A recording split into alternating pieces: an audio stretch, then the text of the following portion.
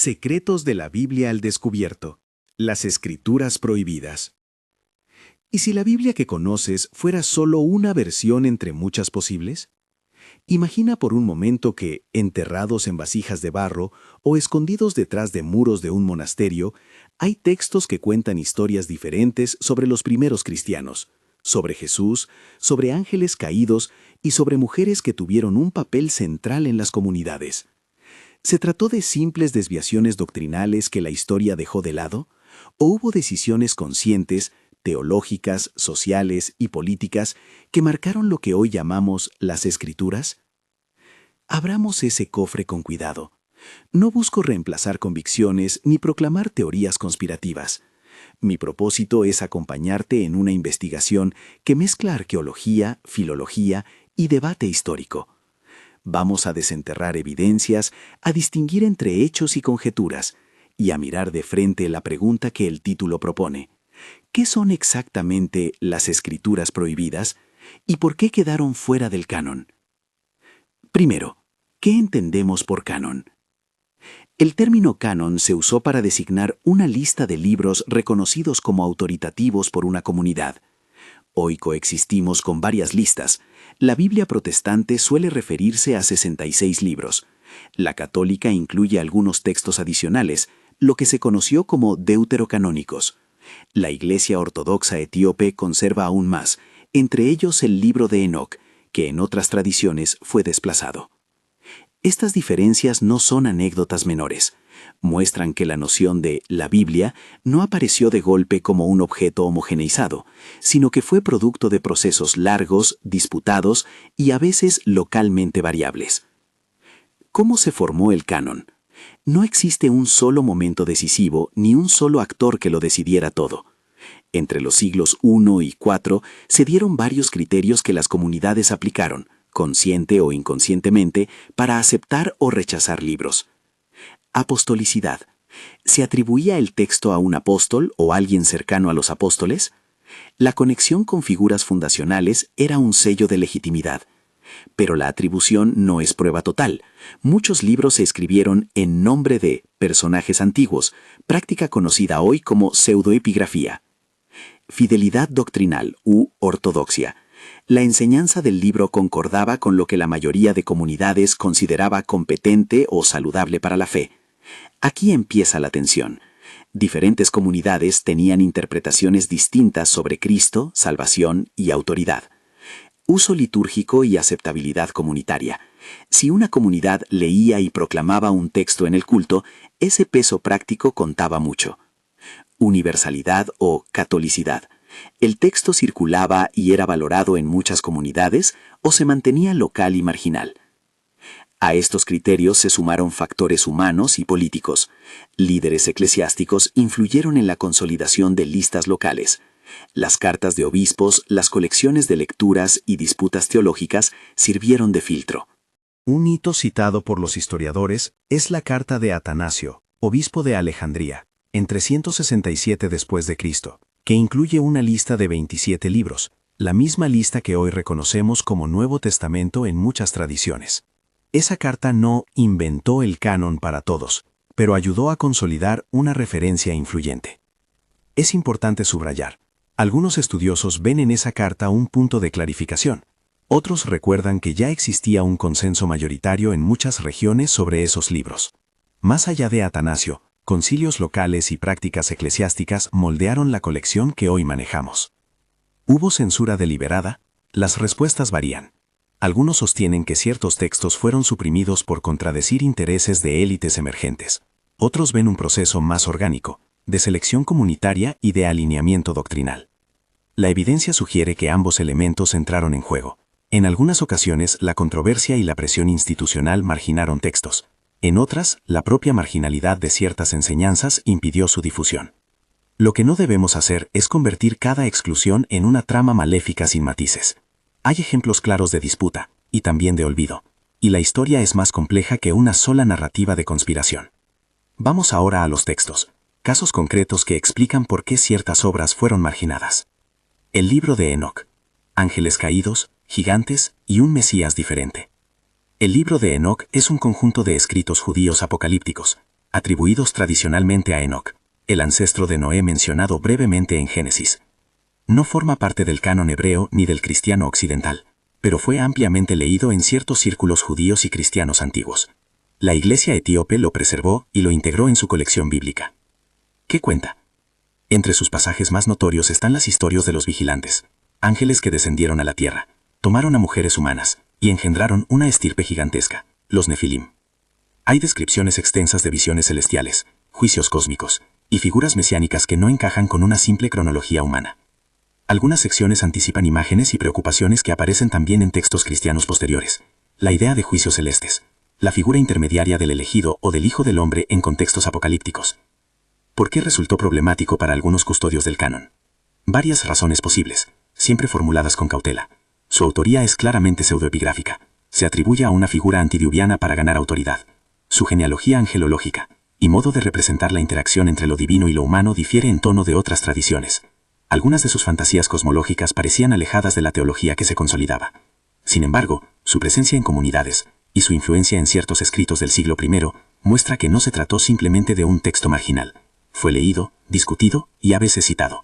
Por ejemplo, la epístola de Judas en el Nuevo Testamento parece hacer eco de tradiciones semejantes a las de Enoc, lo que demuestra que la frontera entre canónico y no canónico era porosa en momentos tempranos.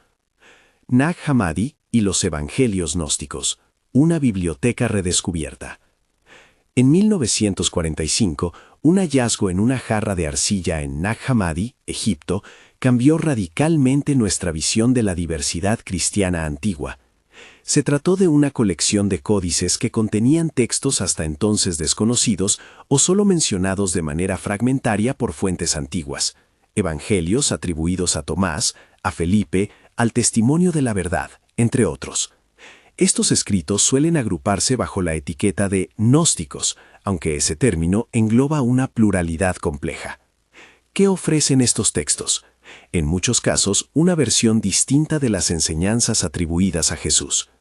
En el Evangelio de Tomás, por ejemplo, encontramos una compilación de dichos, muchos de los cuales son enigmáticos y enfatizan el hallazgo de un conocimiento o sabiduría interior.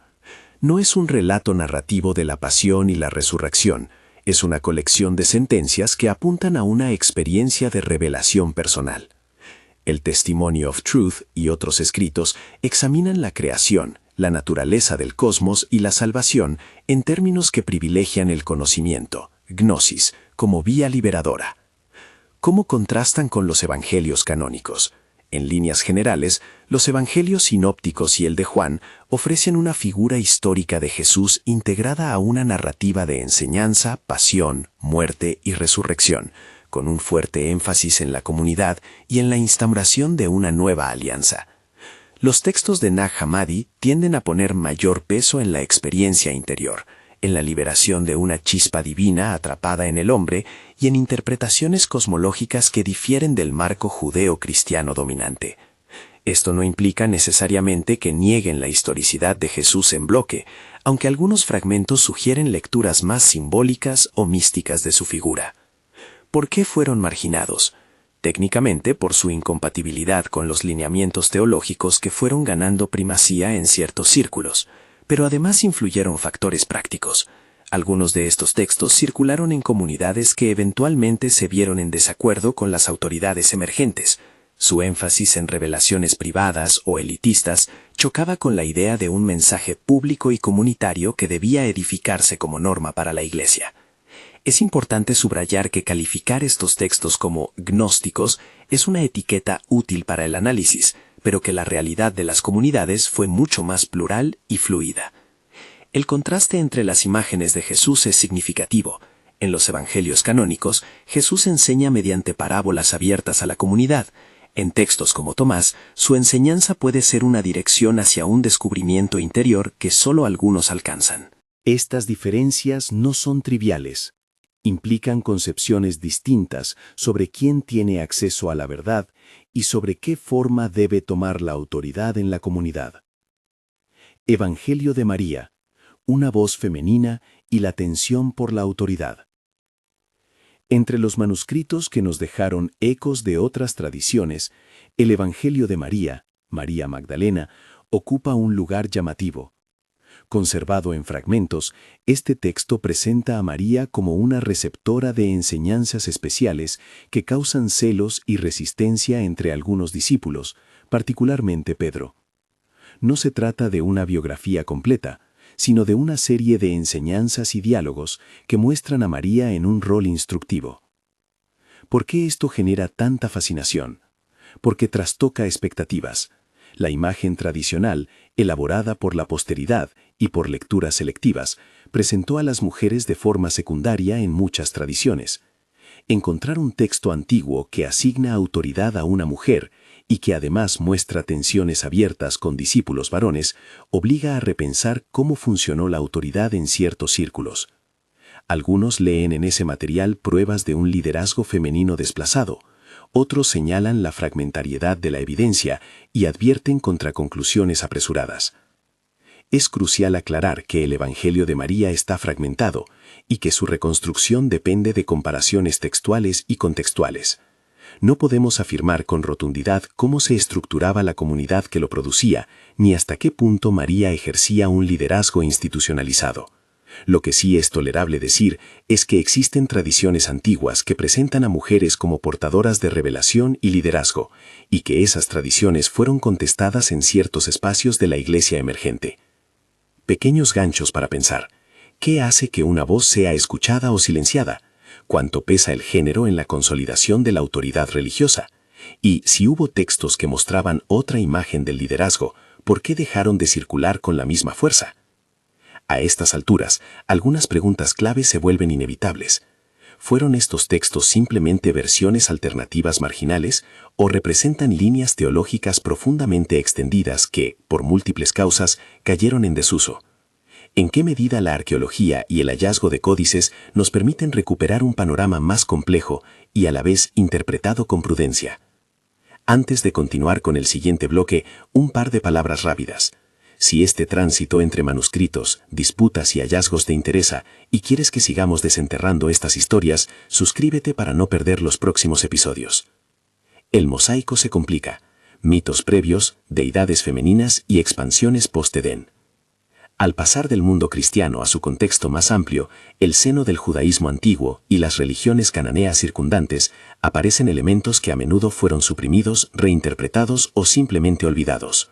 Entre ellos destaca la figura de Asherá, una deidad que en ciertos contextos aparece como consorte de Yahvé, en inscripciones y restos arqueológicos hallados en lugares como Kuntillet Ahrud. Estas evidencias no necesariamente significan que el Israel bíblico venerara oficialmente a una diosa junto al dios de la tradición monoteísta. Sí sugieren que las prácticas religiosas eran variadas y que los procesos de centralización y reforma religiosa implicaron borrar o reinterpretar creencias previas. Textos como La vida de Adán y Eva, también llamada Apocalipsis de Adán en algunas tradiciones, son expansiones de la historia primigenia que amplían la narrativa del Génesis con diálogos, arrepentimientos y viajes del primer padre y madre. Estas ampliaciones ofrecen lecturas más compasivas de Eva y elaboran motivos teológicos que en los canónicos se presentan de forma más compacta. Son un testimonio de que la imaginación religiosa antigua buscó llenar lagunas, responder preguntas y explorar consecuencias éticas y cosmológicas. Algunos arqueólogos y epigrafistas sostienen que inscripciones y restos iconográficos muestran prácticas religiosas populares que coexistieron con la teología oficial. Otros advierten que la evidencia es fragmentaria y debe manejarse con cautela. En resumen, el telón de fondo del cristianismo emergente era un paisaje religioso plural, donde voces y símbolos circulaban, competían y a veces se neutralizaban. Apocalipsis alternativos, visiones distintas del más allá. No todo lo que fue excluido se ocupó de doctrina o liderazgo. También hubo literatura de corte apocalíptico y escatológico que ofrecía versiones alternativas del cielo, el infierno y el juicio. El Apocalipsis de Pedro, por ejemplo, presenta visiones vívidas del castigo y el consuelo final, con detalles sobre retribuciones que difieren de la imaginería juanina. Estos textos ofrecen ventanas a preocupaciones morales y cosmológicas de comunidades específicas. A algunos lectores les resultaron demasiado gráficamente punitivos, otros los encontraron edificantes. ¿Por qué importarían estas diferencias? Porque la manera en que una comunidad imagina el más allá condiciona su ética y su esperanza. Textos que exacerban el dualismo o que ofrecen certezas sensoriales sobre el castigo pueden entrar en tensión con corrientes que buscan interpretaciones más simbólicas o inclusivas. De nuevo, no se trató solo de censura, sino de preferencias teológicas que se asentaron con el tiempo. Un patrón se hace visible. La diversidad antigua no es anómala, es la norma. Lo que hoy llamamos ortodoxia es el resultado de una selección. Algunas comunidades conservaron sus libros, otras los perdieron. Algunas tradiciones fueron integradas en colecciones regionales, otras permanecieron ocultas hasta que la arqueología las devolvió al debate. Tensiones metodológicas. Distinguir evidencia de narrativa seductora. En esta investigación hay decisiones metodológicas que no deben pasarse por alto. Primero, la datación. Asignar una fecha precisa a un manuscrito no siempre es posible sin margen de error. Segundo, la atribución. Muchos textos se presentan en nombre de personajes antiguos. Eso no prueba autoría real. Tercero, la interpretación. Un mismo pasaje puede leerse como símbolo o como afirmación histórica según la perspectiva del lector. Por eso insisto en la cautela. Decir que ciertos textos fueron prohibidos con intención deliberada es una afirmación grave que exige pruebas.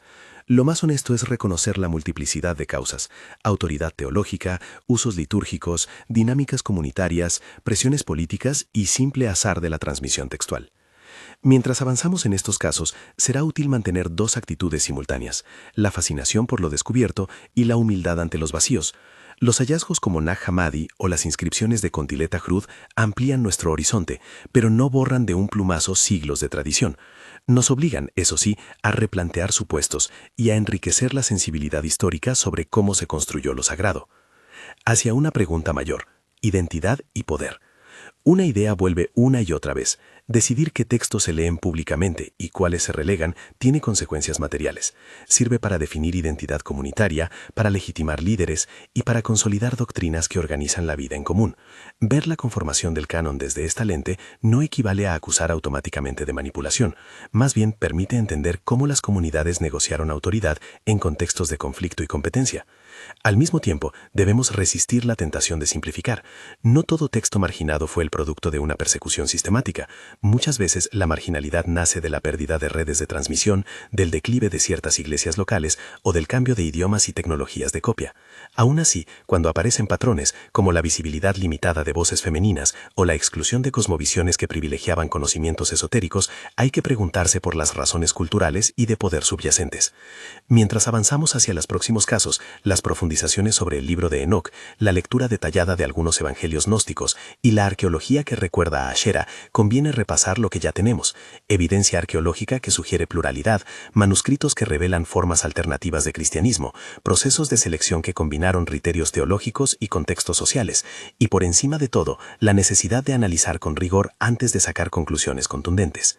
En el siguiente tramo, exploraremos con mayor detalle por qué el libro de Enoc llegó a ser canónico en Etiopía, pero marginal en otras iglesias, cómo algunos dichos del Evangelio de Tomás desafían interpretaciones tradicionales sobre la identidad de Jesús, y qué nos dicen las tensiones dentro del Evangelio de María sobre los límites de autoridad en las comunidades primitivas.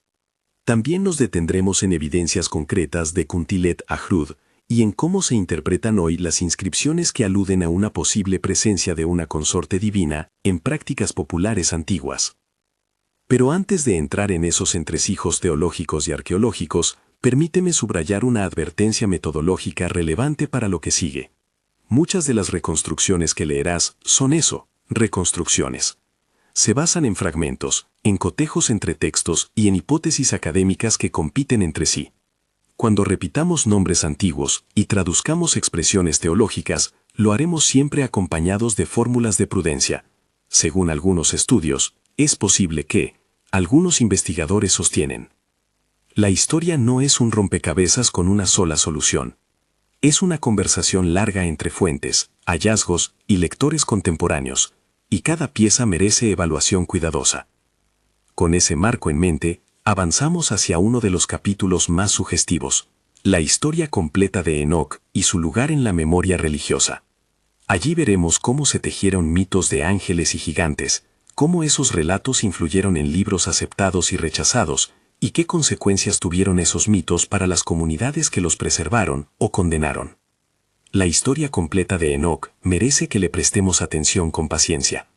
Cuando decimos libro de Enoc, no hablamos de una única pieza uniforme, sino de una colección compuesta por secciones de muy distinta factura y antigüedad.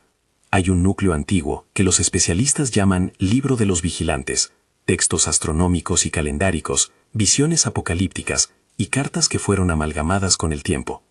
Algunos de esos fragmentos se sitúan ya en el siglo III a.C., otros parecen recibir añadidos hasta el siglo I después de Cristo. Esa composición por capas explica parte de su carácter tan plural. Es a la vez mito, crítica social, cosmología y en ocasiones profecía mesiánica. ¿Por qué importó tanto en ciertos sectores? Porque ofrece respuestas concretas a preguntas que en su momento preocupaban a comunidades que vivían en un mundo marcado por crisis, esperanzas escatológicas y preguntas sobre la justicia divina. La narración de los vigilantes, ángeles que bajan, se mezclan con lo humano y engendran a los nefilim, responde a inquietudes sobre el mal y la presencia de lo monstruoso en la historia humana. Las visiones apocalípticas y las figuras del elegido o del Hijo del Hombre articulan esperanzas de intervención divina y de renovación cósmica. Es comprensible entonces que ese material circulara con fuerza en ciertos ambientes judíos y cristianos primitivos. Tenemos pruebas concretas de su circulación temprana. Se han hallado fragmentos arameos de 1 Enoc entre los manuscritos del Mar Muerto en Qumrán, lo cual ancla al menos parte del texto en un horizonte judío anterior a la plena expansión cristiana. Más tarde, la versión que mejor ha llegado hasta nosotros es la etíope, en Ge'ez, que la Iglesia Ortodoxa etíope mantuvo y atesoró como parte de su tesoro bíblico. Esa conservación explica por qué hoy el libro es canónico allí. Tradiciones locales, prácticas litúrgicas y la transmisión en una lengua litúrgica específica, el Ge'ez, operaron de manera distinta que en el mundo latino o griego, donde otros libros recibieron preferencia. Si preguntamos por qué no fue aceptado en la mayoría de las iglesias del Mediterráneo, hay varias respuestas que se combinan sin excluirse mutuamente. En primer lugar, su pretensión de antigüedad y la práctica pseudoepigráfica levantaron desconfianzas en círculos que buscaban una autoría más cercana a los fundadores o una teología que resultara coherente con otras colecciones. En segundo lugar, algunos de sus desarrollos angelológicos y cosmológicos evidencian una imaginación teológica que chocaba con los marcos interpretativos que se consolidaron como dominantes. Y en tercer lugar, por razones prácticas, la circulación de manuscritos, el patrocinio episcopal y los repertorios litúrgicos favorecieron unos textos sobre otros. Nada de esto es una conspiración monolítica, es más bien un entramado de decisiones teológicas, culturales y materiales. Retrocedamos ahora al hallazgo que cambió radicalmente la manera como entendemos la pluralidad cristiana. Nag Hammadi, 1945. La apertura de una jarra de barro en una ribera del Nilo devolvió al mundo códices en copto, con bibliotecas enteras de textos que en muchos casos solo conocíamos por referencias hostiles en autores patrísticos. Entre esas páginas aparecieron evangelios atribuidos a Tomás y a Felipe, el Testimony of Truth, el Apócrifo de Juan, y una serie de tratados que presentan cosmovisiones que hoy llamamos gnósticas, por la centralidad que dan al conocimiento salvador, la distinción entre un mundo creador defectuoso y una plenitud divina inaccesible sin revelación interior. Los textos de Nag Hammadi no forman un bloque homogéneo. Algunos son meditativos, otros son míticos. Algunos presentan a Jesús como maestro de dichos, otros como transmisor de revelaciones escalonadas a discípulos elegidos. El Evangelio de Tomás, por ejemplo, no es una narración de pasión, sino una colección de 114 dichos atribuidos a Jesús. Algunos de esos dichos presentan afinidades con material que encontramos en los sinópticos, otros son enigmáticos y enfatizan la realización interna, la salvación como descubrimiento de una luz interior, una chispa divina que debe ser despertada. La pregunta que atraviesa la bibliografía moderna es, ¿contiene Tomás elementos conservados de una tradición de dichos primitiva o es una construcción posterior que reinterpreta dichos más antiguos desde una matriz gnóstica? La respuesta no es única. Hay quienes ven en algunos Logia de Tomás ecos tempranos plausibles. Otros sostienen que su conjunto se ha editado para caber en una teología distinta. El punto crítico es metodológico: comparar, analizar contextos, reconstruir filiaciones textuales sin dejarse arrastrar por ansias de revelación. El Testimony of Truth y varios otros textos de Nag Hammadi despliegan una cosmología en la que el mundo material es una traba, el creador inferior es una figura problemática y la salvación depende de un conocimiento que libera del encierro. Esa perspectiva desafía, en clave teológica, el modo en que las comunidades mayoritarias concebían la encarnación, la redención y la misión universal del cristianismo. No es incompatible, por fuerza, con la figura histórica de Jesús, pero sí produce una cristología distinta, menos comunidad litúrgica y más experiencia individual de iluminación. Esa tensión explica buena parte de la exclusión. Las autoridades que buscaban una norma comunitaria para la enseñanza pública preferían textos que orientaran la vida conjunta y el culto más que itinerarios esotéricos de sabiduría reservada. Un capítulo que merece delicadeza es el del Evangelio de María. Conservado en fragmentos y traducido al copto desde un original griego perdido, el texto nos presenta una escena posterior a la resurrección en la que María Magdalena aparece como receptora de enseñanzas privilegiadas. Hay un pasaje notable. Los discípulos, sorprendidos, discuten si escucharla. Pedro se muestra reacio mientras que Leví la defiende. Esa disputa no es una fábula menor. Sugiere que existieron comunidades donde la figura de María se entendía de modo distinto al modelo patriarcal que la posteridad consolidó. ¿Significa eso que las mujeres ejercían un liderazgo plenamente institucionalizado y generalizado? No necesariamente. La evidencia es fragmentaria y el contexto varía. Lo que sí podemos decir con razonable seguridad es que las voces femeninas aparecían en el repertorio cristiano antiguo y que hubo tensiones por su legitimidad. Leer el Evangelio de María como la prueba de una preexistente y generalizada hegemonía femenina sería exagerado.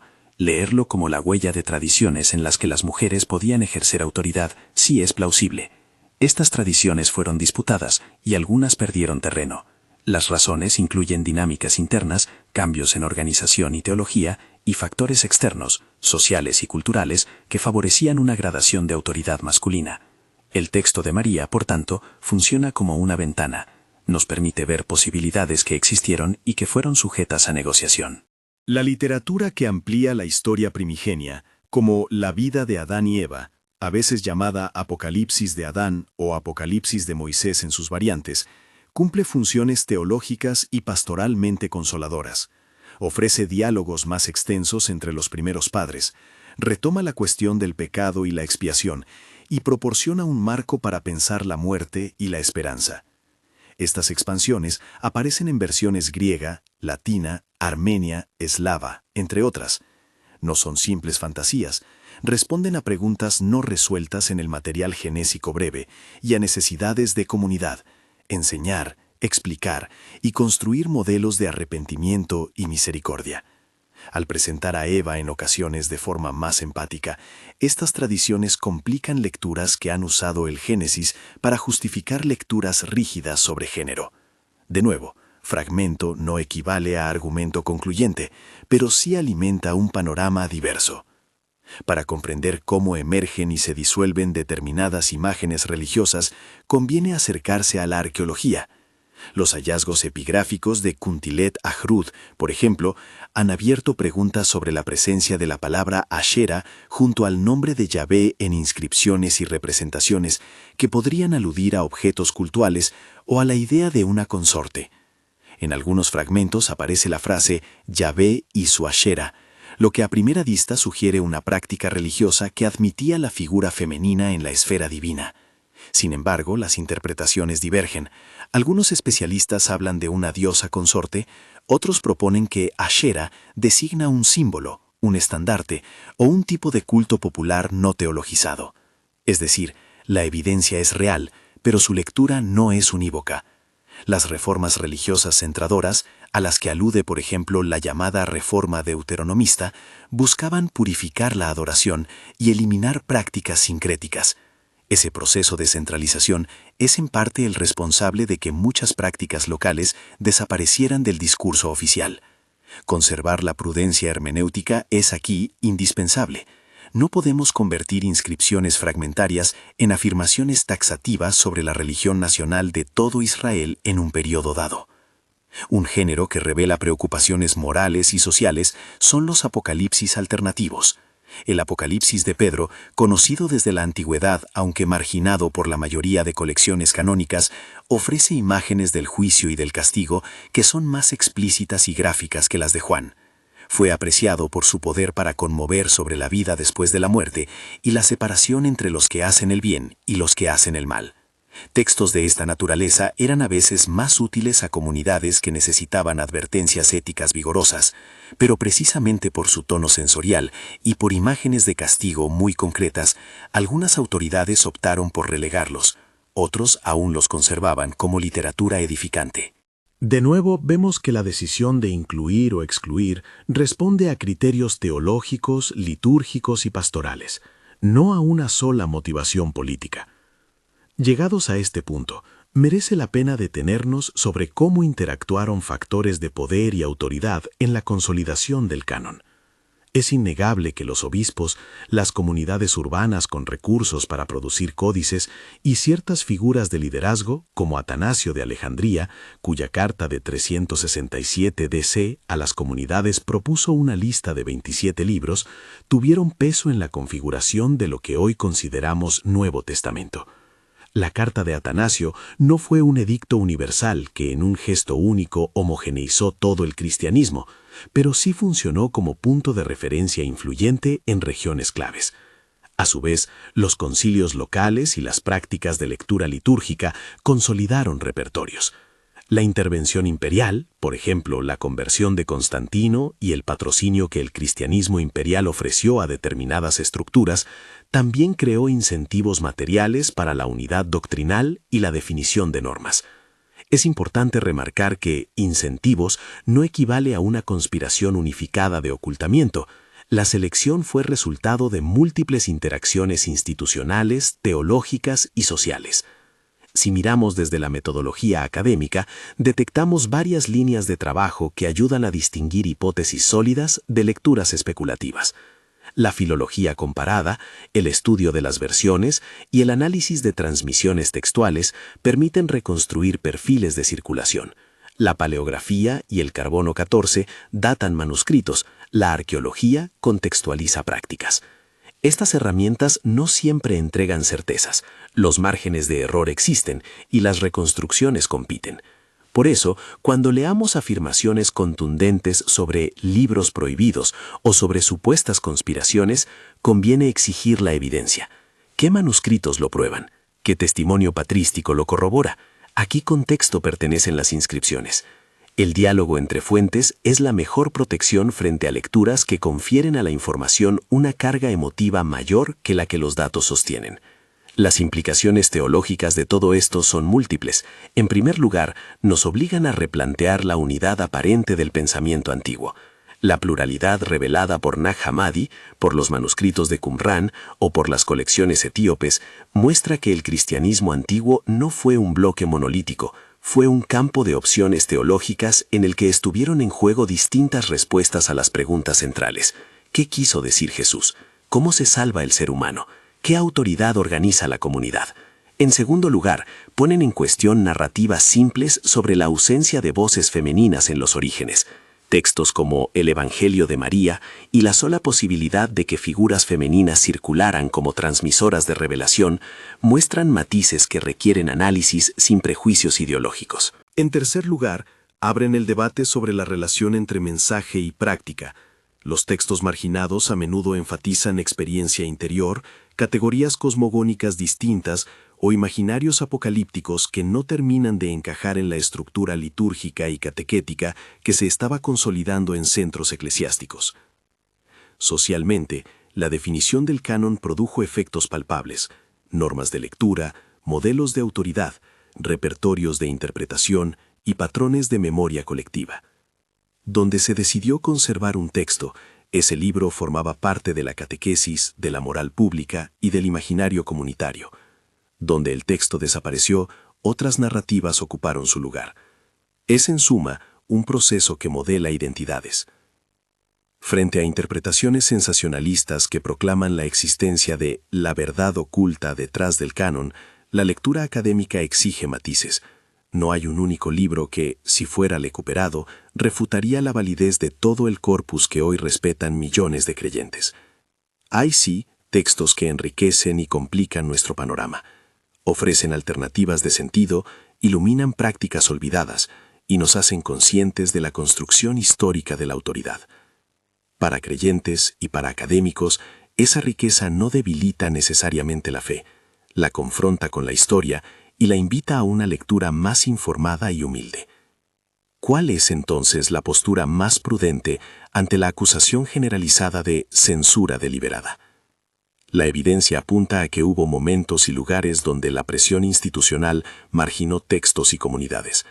Hubo también procesos más prosaicos de olvido, pérdida de manuscritos y cambio de lengua que produjeron desapariciones no intencionadas. Lo único que se sostiene con claridad es la complejidad. En algunos casos, política y teología se entrelazaron. En otros, la dinámica fue netamente cultural o práctica. Mirando hacia la actualidad, los hallazgos como Nag Hammadi o los fragmentos encontrados en Qumrán demostraron que el panorama no era solo más diverso, sino también más conectado de lo que se pensaba. La recepción moderna de esos textos ha producido dos respuestas habituales: la fascinación romántica por lo prohibido y una respuesta académica que busca contextualizar sin romantizar. Ambos impulsos coexistirán siempre, pero la conversación honesta exige que prioricemos datos, atribuciones y cautelas metodológicas. Al concluir este recorrido, conviene ofrecer un balance que respete tanto la dimensión histórica como la sensibilidad religiosa. Secretos de la Biblia al descubierto, las escrituras prohibidas, no pretende revelar una verdad oculta que anule la tradición consolidada. Pretende mostrar que la historia del cristianismo y del judaísmo está llena de voces, de textos y de prácticas que compitieron por definir qué debía leerse en público. Algunos de esos escritos se consolidaron, otros desaparecieron por razones variadas, algunos fueron deliberadamente combatidos, otros se perdieron por el paso del tiempo. Lo que aparece con claridad es la pluralidad antigua. Muchas maneras de entender lo sagrado circularon juntas y en conflicto. ¿Qué lecciones prácticas podemos extraer? Primero, leer la Biblia y sus contextos con más atención histórica no equivale a debilitar la fe, sino a robustecerla mediante el conocimiento. Segundo, las voces marginadas nos obligan a revisar supuestos sobre género, autoridad y doctrina y a ser más prudentes al formular certezas absolutas. Tercero, la investigación continua, alimentada por hallazgos arqueológicos y análisis filológicos serios, es la vía más segura para enriquecer nuestra comprensión. Por último, la memoria religiosa es un tejido. Quitar o añadir una hebra cambia la apariencia, pero no siempre borra la experiencia de quienes la vivieron. Si algo debemos llevarnos de este examen es una doble actitud: la fascinación por lo que se descubre y la humildad ante lo que aún ignoramos. Los textos prohibidos o marginados no son trampas de misterio, ni reliquias de una verdad suprimida por un solo poder. Son piezas de una historia compleja que demanda lectura crítica. Abordarlos con rigor nos permite comprender mejor cómo las comunidades antiguas construyeron autoridad, cómo negociaron identidad y cómo respondieron a preguntas universales de sentido. Finalmente, te dejo una invitación. En la descripción encontrarás una selección de lecturas y recursos, ediciones críticas, estudios sobre Nag Hammadi, trabajos sobre Uno Enoch, artículos recientes sobre Kuntilet Arrud y sobre el Evangelio de María, para quien quiera profundizar con fuentes confiables. Comenta abajo cuál de estos textos te sorprendió más o qué pregunta te gustaría que investigáramos en próximos episodios. Si esta exploración te resultó útil, comparte con alguien interesado en historia bíblica y en la riqueza plural de las primeras comunidades.